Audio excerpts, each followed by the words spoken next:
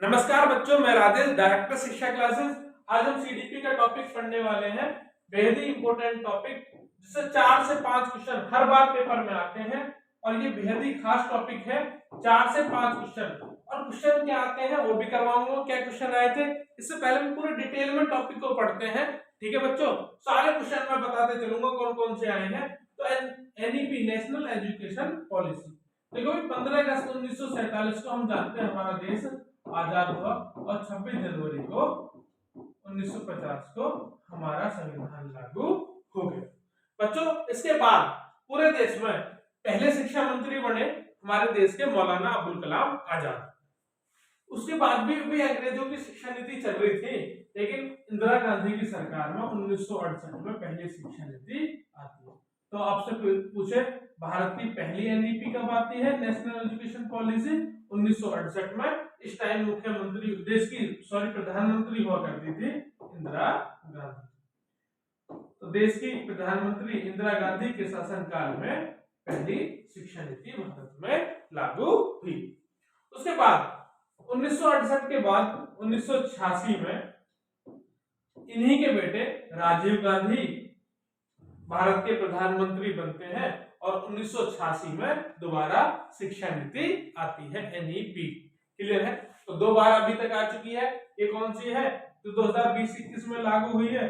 तो 2020-21 में लागू हुई है बच्चों, ये है तीसरी। तो पहली मैंने बताया, दोबारा से एक बार रिवाइज करवाता हूं। पहली आई 1968 में इंदिरा गांधी के शासनकाल में, दूसरी राजीव गांधी 1986, और तीसरी आई है 2020। तो एक टाइम पीरियड पूछा गया था। पिछली शिक्षा नीति और अब की शिक्षा नीति में कितने सालों का अंतर है? तो बच्चों साफ साफ दिख रहा है, 34 सालों के अंतर के बाद नई शिक्षा नीति हमें देखने को मिली है। तो ये क्वेश्चन पेपर में आया था। पिछली बार राजीव गांधी, अब की बार कौन है? पीएम नरेंद्र मोदी जी की सरकार में नई शिक्षा नीति भारत में आई है। क्या क्या चेंजेस हुए, पूरी शिक्षा नीति को पढ़ते हैं। देश को सर्वोच्च बनाने के लिए प्रधानमंत्री ने एक नारा दिया, एक भारत श्रेष्ठ भारत। उसी के पहल पर यह नीति आई। तो हम बात करते हैं नेशनल एजुकेशन पॉलिसी। तो यदि 2019 में बात करूं मैं इसकी, 2019 में इसको बनाने की प्रक्रिया चालू हो गई थी। तो इसके लिए पहली परामर्श प्रक्रिया चालू हुई 26 जनवरी 2019 को। तो 26 जनवरी 2019 को इसकी पहली बैठक चालू हुई, और बैठकों का दौर चलता था बच्चे 31 अक्टूबर 2019 तक। तो इतनी परामर्श प्रक्रिया चली है। देखो, इसके जो परामर्श प्रक्रिया के हेड थे, तो एनईपी, नेशनल एजुकेशन पॉलिसी 2020 जो हम पढ़ रहे हैं, इसके हेड थे इसरो के प्रमुख, ISRO, Indian Space Research Organisation के प्रमुख थे के कस्तूरी रंजन।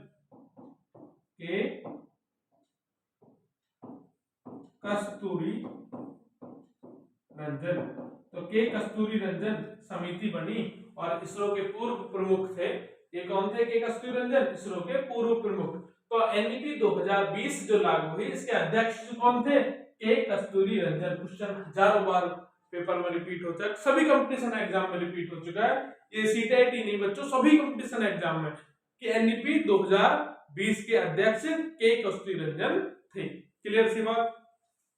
यदि इसकी बात करें इसमें और क्या चेंजेस हुए, तो के कस्तूरी रंजन के अध्यक्ष थे, तो उनकी अध्यक्षता में मीटिंग हुई। कब से कब तक हुई बच्चों? 26 जनवरी 2019 से लेकर 31 अक्टूबर 2019 को बैठकें भी चलती रही, और 2020-21 के सेशन से इसको लागू कर दिया गया। तो ये 2020 की शिक्षा नीति गिनी जाती है। परामर्श प्रक्रिया 2019 में ही चली है। तो मोदी गवर्नमेंट में ये तीसरी नेशनल एजुकेशन पॉलिसी है। तो इसमें क्या ड्रास्टिक चेंज हुए बच्चों, उनकी बात करते हैं हम। नेशनल एजुकेशन पॉलिसी के अंतर्गत पहले तो हमारे देश में शिक्षा मंत्रालय से पहले एक मंत्रालय हुआ करता था बच्चों, एमएचआरडी। ये क्या भी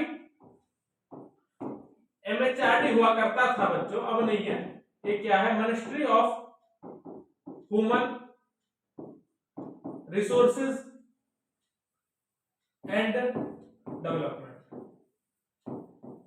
ministry of human resources and development एक मिनिस्ट्री हुआ करती थी भारत में, जिसके अंदर ही शिक्षा आती थी भाई। शिक्षा का जो प्रावधान था, शिक्षा की जो पॉलिसी थी वो कौन बनाती थी? MHRD। अब इसको NEP 2020 से इसको खत्म कर दिया गया पूरे डिपार्टमेंट को। ये बच्चों MHRD खत्म हुई, क्या ही मिनिस्ट्री ऑफ एजुकेशन नया डिपार्टमेंट बना, उसका नाम दिया गया शिक्षा मंत्रालय। अब मंत्रालय कौन सा? शिक्षा किस मंत्रालय के अधीन आती है? तो शिक्षा मंत्रालय के अधीन आती है। तो एक क्वेश्चन आपके लिए कमेंट बॉक्स में बच्चों, वर्तमान का शिक्षा मंत्री बताओ।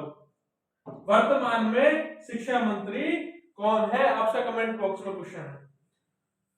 पहला चेंजेस बताया मैंने, MHRD खत्म, मिनिस्ट्री ऑफ एजुकेशन शिक्षा मंत्रालय नया मंत्रालय लागू।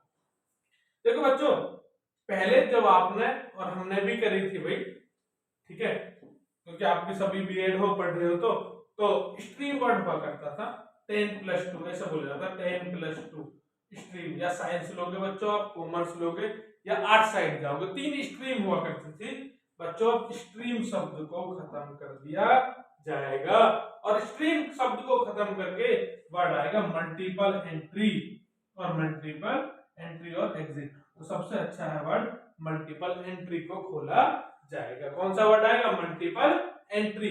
इसमें बच्चों क्या होगा, मान लीजिए अब ऐसा तो नहीं होगा मैथ के साथ फिजिक्स का लेना अनिवार्य है, फिजिक्स के साथ केमिस्ट्री चलेगी।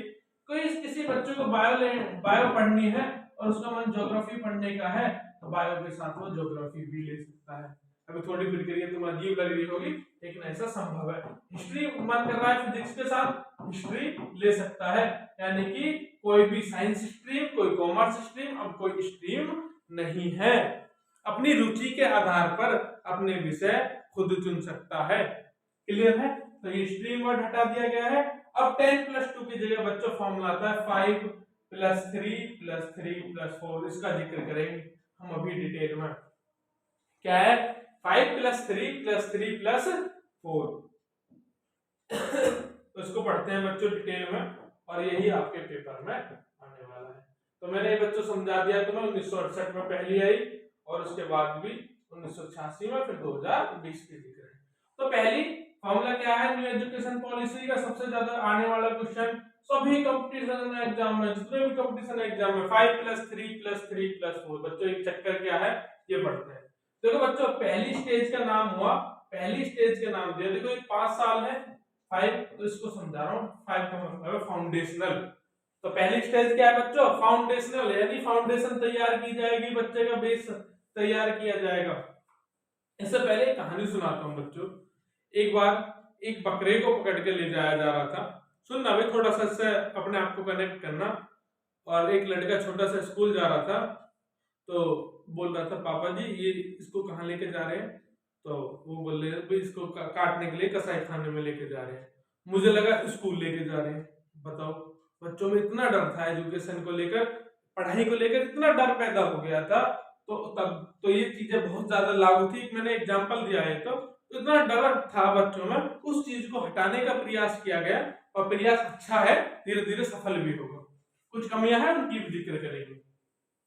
तो फाउंडेशनल है 5 साल। इसमें कोई 5 साल छोटे बच्चे के भी, छोटे छोटे बच्चे रहते हैं, उनका कोई भी एग्जाम नहीं होगा।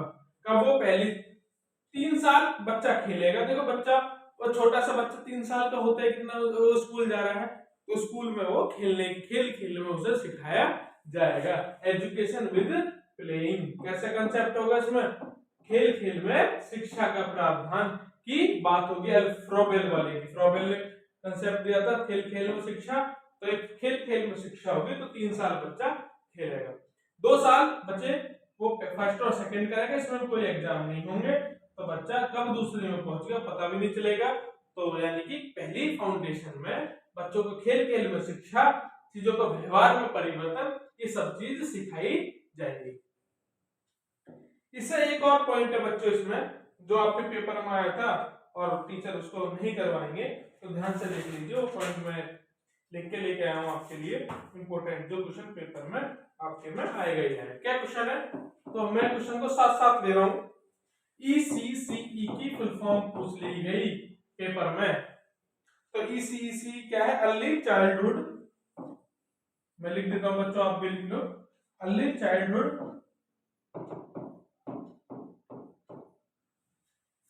Care and education, care and education, ये क्वेश्चन पूछ लिया गया पेपर में। देखो बच्चों को खोज वाले बच्चे बनाना है, बच्चे को खोज वाले बच्चे बनाना, खोजे चीजों को ढूंढे, अपने आप प्रयास करें। तो उसके अंदर अगर ECCE का एक कंसेप्ट लाया गया इस एजुकेशन पॉलिसी में, early childhood care and education, खेल खेल में सिखाएं, खेल खेल में तो सिखाएं, खोज करें बच्चे, ढूंढे, ठीक है, playing with, learning by doing का कंसेप्ट रहे, करके सीखें, लर्निंग बाय डूइंग का कंसेप्ट रहे, ठीक है। तो खोज खोज, खेल खेल, लर्निंग बाय डूइंग का, और मल्टीलिंग्विज्म के लिए प्रभावित सिखाएं, प्रभावित करें, बहुभाषिक बनाए बच्चों को, बहुआयामी बनाए, मल्टी डायमेंशनल बनाए। तो ये क्या कंसेप्ट है, ECCE का, ये पेपर में क्वेश्चन आपके में पूछा जाएगा। बच्चों आज की क्लास में ऐसे ऐसे क्वेश्चंस होंगे जो सारे पेपर्स में आए हुए हैं, और आप YouTube की दुनिया में कहीं भी सर्च कर लेना, मैंने ऐसी वीडियो, आपको इतने सारे क्वेश्चंस नहीं मिलेंगे भाई एक साथ, पूरा बेसिक क्लियर होगा आज इसका NEP का। मैंने भी बहुत रिसर्च के साथ ये वीडियो बना रहा हूं, तो ध्यान से सुनते रहना बच्चों। दूसरा है प्रीपेटरी, प्रीपेटरी या प्रीपरेटरी, प्रीपरेटरी तो ज्यादा वर्ड बोलो तो प्रीपरेटरी, 3 साल, इसमें देखो 5 + 3 + 3 + 4 का कंसेप्ट था, ये हो गया क्लियर। दूसरी स्टेज आई बच्चों प्रीपरेटरी, तो क्लास हाँ सेकंड तक हो गया था, यहाँ थर्ड होगी, फोर्थ होगी और फिफ्थ होगी बच्चे की, और यहाँ बच्चों एग्जाम स्टार्ट हो जाते हैं। तो आपसे पूछा एग्जाम कब स्टार्ट हो जाते हैं, तो आप बताओगे एग्जाम प्रीपरेटरी में स्टार्ट हो जाते हैं। यहाँ खेल खेल के साथ बच्चों के एक्टिविटीज, और एक्टिविटीज बच्चों को जो बनाती हैं वो उसके ऑल एस्पेक्ट ऑफ डेवलपमेंट करती हैं, ऑल एस्पेक्ट ऑफ यानी कि कंप्लीट डेवलपमेंट करती है एक्टिविटी।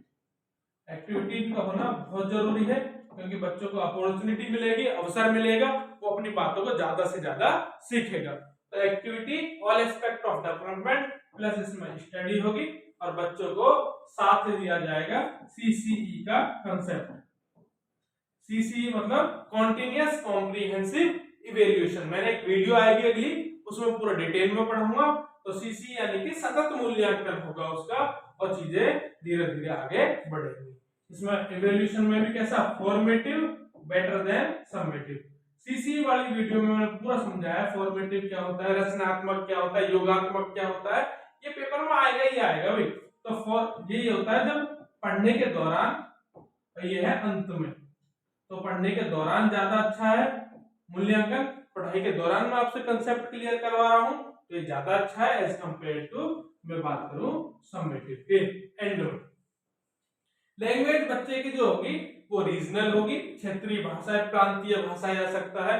बच्चों को ये क्वेश्चन पेपर में आया था, कोशिश करें ज्यादा से ज्यादा 5वीं तक और 8वीं तक भी बच्चे को कोशिश करें कि उसकी रीजनल लैंग्वेज में, मदर टंग में सिखाने का प्रयास करें। इसमें मदर टंग 3 लैंग्वेज होंगी, तो 3 लैंग्वेज का समझ लीजिए क्वेश्चन पेपर में आया था बच्चों। 100% लिख लो इस क्वेश्चन को, फिर से पेपर में आएगा। बच्चों को कौन सा क्या बनाना है, आपको मल्टी लिंग्विज्म।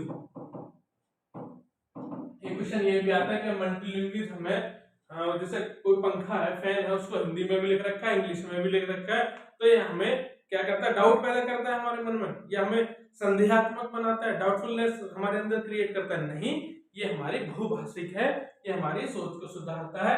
मल्टीलिंग्विज्म एक अच्छी चीज है, बहुभाषिक बनना चाहिए आपको, ठीक है, बहुत सारी भाषाओं की नॉलेज होनी चाहिए आपको। और इसमें 3 लैंग्वेज सिस्टम बताया है NEP ने। पहली लैंग्वेज मान लीजिए आपकी क्षेत्रीय भाषा हिंदी है, तो पहली लैंग्वेज हिंदी, दूसरी कौन सी हो जाएगी इंग्लिश, और तीसरी हो जाएगी आपकी मॉडर्न लैंग्वेज हो जाएगी बच्चों। कौन सी, मॉडर्न लैंग्वेज। विकल्प के तौर पर क्वेश्चन पूछ लिया बच्चा कि इनमें से यदि विकल्प के तौर पर कौन सी भाषा ले तो चुने, इनमें लचीलापन होना चाहिए, इनमें कौन सा होना चाहिए भाई, लचीलापन। ये क्वेश्चन आया था, लचीलापन क्या है भैया, ये क्वेश्चन आया था, लचीलापन क्या होता है। बच्चा में खुद में पावर होनी चाहिए। यदि उसकी क्षेत्रीय भाषा हिंदी है तो हिंदी ले सकता है, उर्दू है तो उर्दू ले सकता है, तमिल है तो तमिल, तेलुगु है तो तेलुगु। तो बच्चों में लचीलापन होना चाहिए भाषा चुनने का, उसको प्रेशराइज आप नहीं कर सकते। एक क्वेश्चन है विकल्प के तौर पर कौन सी भाषा, तो विकल्प के तौर पर बच्चों आपको लगानी है संस्कृत भाषा का चुनाव बच्चे कर सकते हैं। क्लियर है? तो नेशनल लैंग्वेज हुआ एक लैंग्वेज, और ये भी आपको मैंने प्रिपरेटरी समझा दिया। इससे जितने भी क्वेश्चन आते थे बनते थे वो भी मैंने आपको बता दिया। ये बच्चों मोस्ट इंपोर्टेंट और पेपर में आना ही आना है क्वेश्चन, ठीक है? तो इसको लिख लो मेरी तरफ से, 100% पेपर में आएगा। देखो मैंने अभी 5 + 3 + 3 + 4 बार लिख रहा हूं मैं, तो ये क्योंकि 5 हो गया 3 हो गया, अब इस 3 की बात कर लेते हैं बच्चों, फिर 4 की बात करेंगे। तो हम बच्चा हमारा वहां 5वीं तक पहुंच गया था, 3 साल और 6ठी 7वीं और 8वीं कक्षा तक यहाँ पर पढ़ेगा। बच्चों हमारी बार को तो नहीं आती थी, लेकिन अब बच्चों क्या सिखाई जाएगी, क्लास 6 से ही कंप्यूटर कोडिंग का ज्ञान दिया जाएगा। छोटे छोटे प्रोग्राम बनाने, छोटे छोटे कंप्यूटर प्रोग्राम सिखाने बच्चों को क्लास 6 से ही स्टार्ट हो जाएंगे, और बच्चा कंप्यूटर का फोन का जैसे ज्ञाता होता है तो एकदम उसका कंप्यूटर का भी ज्ञाता बन जाए। वोकेशनल सबसे बढ़िया वर्ड बच्चों, आज की क्लास का वोकेशनल सबसे बढ़िया वर्ड है, और वोकेशनल कर देता हूं मैं इसको, व्यावसायिक शिक्षा बोलते हैं। वोकेशनल एजुकेशन इंग्लिश में, और व्यावसायिक शिक्षा ये क्या होती है बच्चों, व्यावसायिक शिक्षा। व्यावसायिक शिक्षा होती है, इस पर ध्यान दिया जाएगा कि कोई बच्चे का इंटरेस्ट किसमें, मान लीजिए बढ़ई बनने में है तो बढ़ई की शिक्षा, ठीक है? कोई नाई बनने में है तो नाई की बाल काटने की शिक्षा, या कोई भी किसी भी उसमें कोई फर्नीचर, कोई बुनकर बनना चाहता है, कोई ड्राइंग की एक्टिविटी करना चाहता है, उसमें और भी एक्टिविटीज उसको सिखाई जाएंगी, यानी कि व्यवसाय यानी कि कमाने का साधन भी बच्चों को धीरे धीरे सिखाया जाएगा। तो ऐसी एक्टिविटीज भी सिखाई जाएंगी, जैसे बच्चे को मैं मान लीजिए हमें क्लास में पढ़ाया गया कि पट्टी फर्स्ट एड कैसे देते हैं, यदि आपको किसी पड़ोस में चोट लग जाए या आप किसी के परिवार में चोट लग जाए तो फर्स्ट एड सिखाया जाता है। इसी तरीके से व्यवसायिक शिक्षा, व्यवसाय के लिए, इनकम के लिए, और यदि आपका इंटरेस्ट हो तो आप इन्हें भी चीजों को कर सकते हो। कोई काम छोटा बड़ा नहीं होता बच्चों। मैथ्स साइंस का भी ज्ञान होगा, और इसके साथ साथ एक कोई भी इंडियन लैंग्वेज आपको सिखाई जाएगी। इंडियन लैंग्वेज की बात करूं, मैथिली, संथाली, बोडो, डोगरी सब है। हमारी इस टाइम जब मूल संविधान बना था तो 14 भाषाएं थी, और अब कितनी है टोटल 22। तो इनमें से कोई सी भाषा आप ले सकते हो, एक इंडियन लैंग्वेज आपका चुनाव कर सकते हो।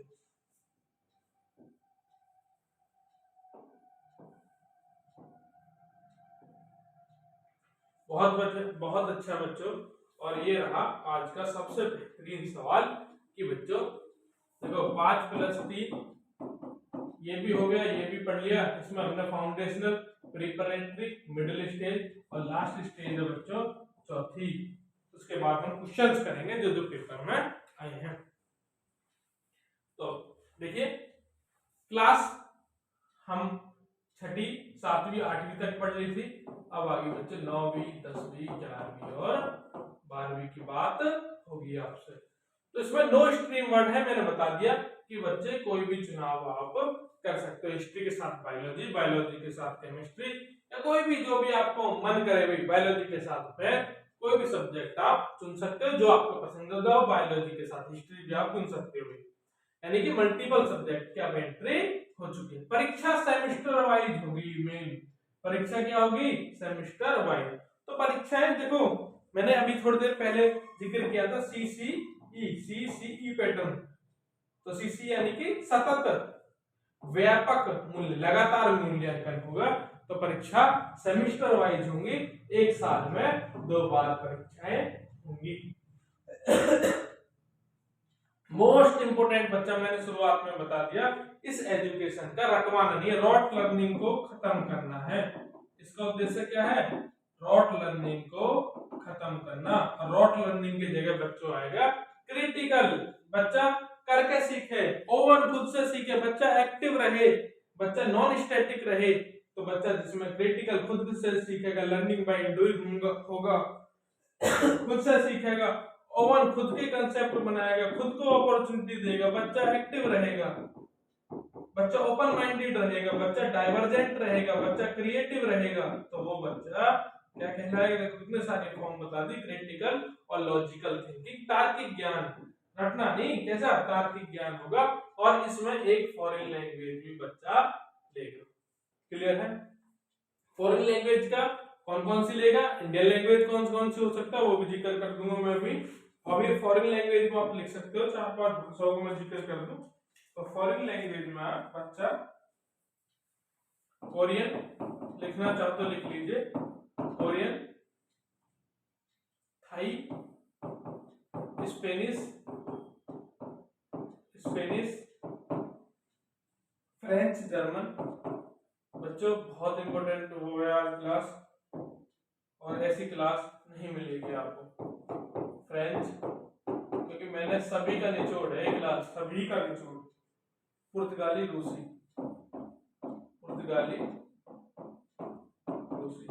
तो इन भाषाओं का जिक्र हो सकता है फॉरेन लैंग्वेज में, ये इंपॉर्टेंट है।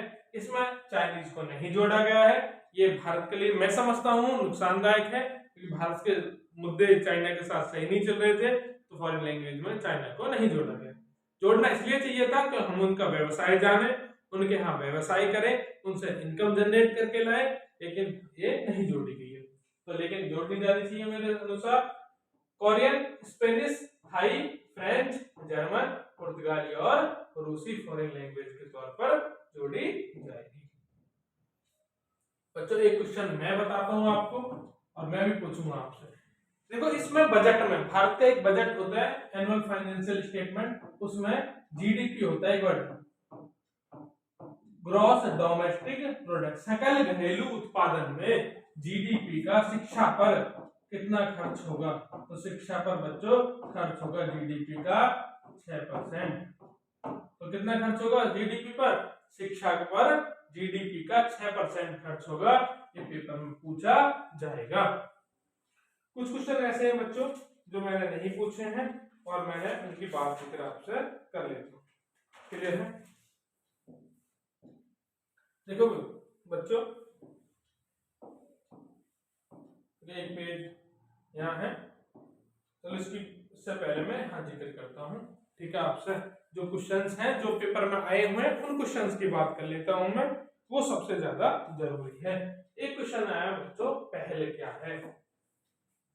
जब मैं बताया था आज की क्लास सबसे इंपॉर्टेंट है, कभी भी जीवन में एनईपी की ऐसी क्लास नहीं मिलने वाली, नहीं मिलेगी। कभी मैंने बोला है, क्योंकि मैंने किसी बेस पे बोल रहा हूँ बार बार ये बात। देखो भाई एक क्वेश्चन है, पहल क्या है? तो पहल के लिए लिखना है, पहल के लिए आपको बताना है छात्रों की प्रोग्रेस के लिए मूल्यांकन इवैल्यूएशन की एक नई असेसमेंट सेंटर पर। पहल एक योजना है, ठीक है? पहल को ना बोलकर परख भी बोल सकते हो, तो ज्यादा बेटर रहेगा कि आप पहल जो किसकी हो, परख की। तो परख क्या है? तो परख से ज्यादा बेटर है, तो मैं परख वर्ड बोल देता हूं। बच्चों की प्रोग्रेस को जांचने के लिए, बच्चों की प्रोग्रेस को पता करने के लिए एक नेशनल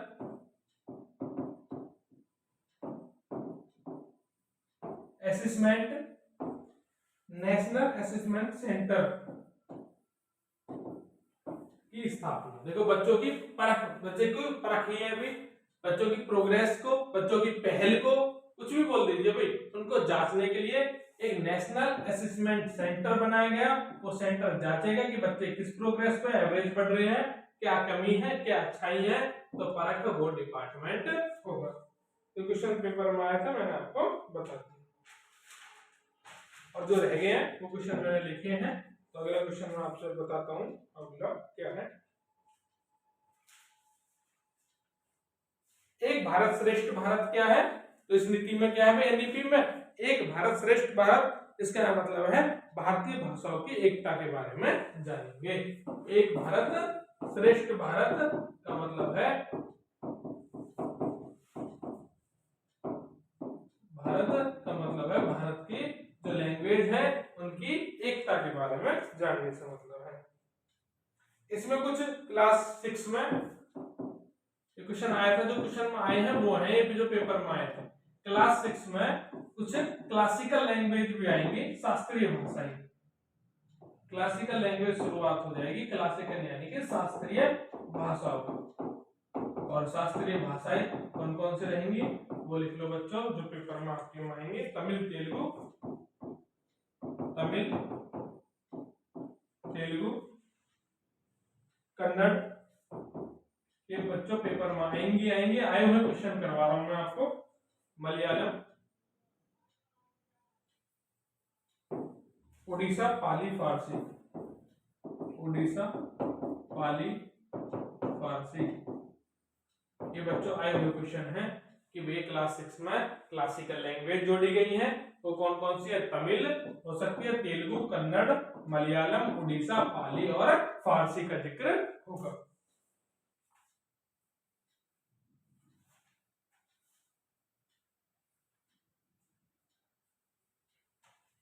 लास्ट क्वेश्चन आज का, जितना भी बार मैंने पेपर में करवाया उतनी बार एक क्वेश्चन आया। एसबीए, स्कूल बेस्ड असेसमेंट होता है एक बच्चा।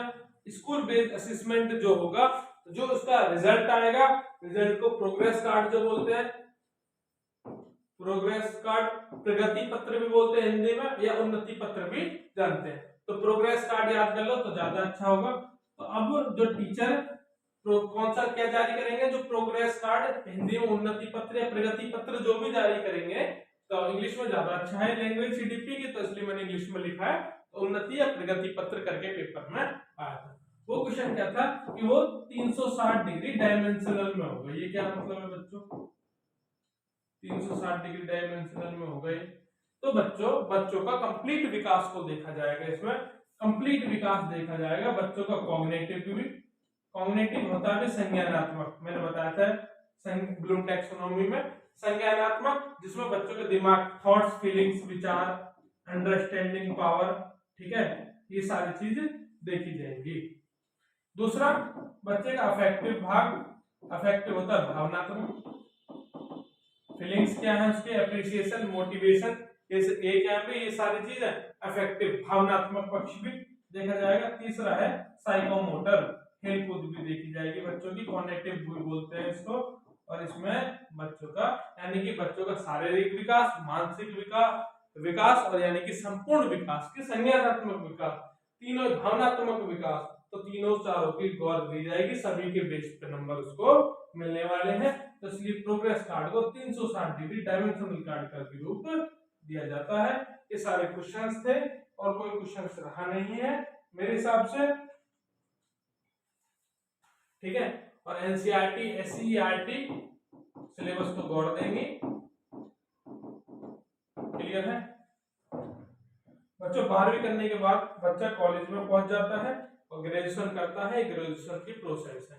यदि बच्चा ग्रेजुएशन में, अब जब तक ग्रेजुएशन जो है इंटीग्रेटेड रहेगी बच्चों, 1 साल करता है, 1 साल करता है तो सर्टिफिकेट मिलेगा। केवल क्या मिलेगा? सर्टिफिकेट। 1 साल करके छोड़ देता है। 2 साल करता है तो डिप्लोमा मिल जाएगा उसे। 3 साल करेगा तो डिग्री, और 4 साल कर लेगा तो रिसर्च यानी कि पीएचडी प्राप्त हो जाएगी। एमफिल पीएचडी 4 साल की कर दी, एमफिल को समाप्त कर दिया गया है। तो ये सारे क्वेश्चन थे बच्चों, मैंने सारे क्वेश्चन करवाए आपको कम समय में। इससे बेहतर कुछ नहीं हो सकता बच्चों, ठीक है। और इसकी पीडीएफ या नोट्स पाने के लिए आप मुझसे कॉल कर सकते हैं, शिक्षा क्लासेस से जुड़ सकते हैं। एक भी क्वेश्चन मैंने नहीं छोड़ा है जो पेपर में आया हो, फटाफट करवाएं।